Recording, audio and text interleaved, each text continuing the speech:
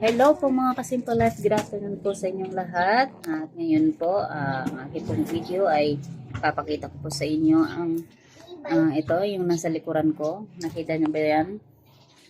Ito po ay e-bike. Ito po ay pinakaunang e-bike na dumating sa buhay namin mga kasimple life. Ayan. Itong e-bike na ito. Okay, samahan niyo ako. Papakita ko po sa inyo mga kasimple life. Okay, so ito po yung pinakalikuran niya. Ayan. Ito naman po ay free na gulong, kasama sa gulong. Ayan siya, ganyan siya kalaki.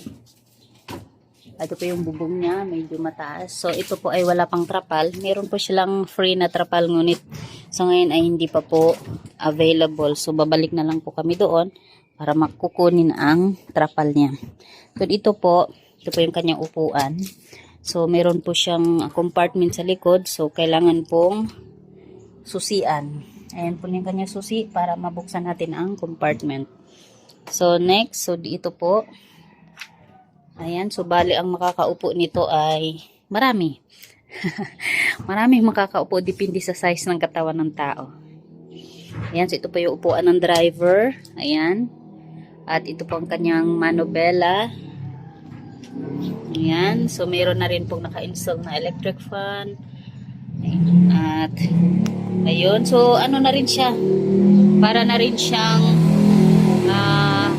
sasakyan talaga. So, dito tayo sa harapan. Nakita ko po sa inyo yung harapan.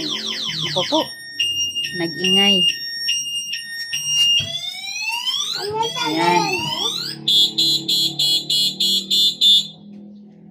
Ang ingay, ang ingay. Ayan po, ang kanyang hitsura, mga kasimple life. Ayan.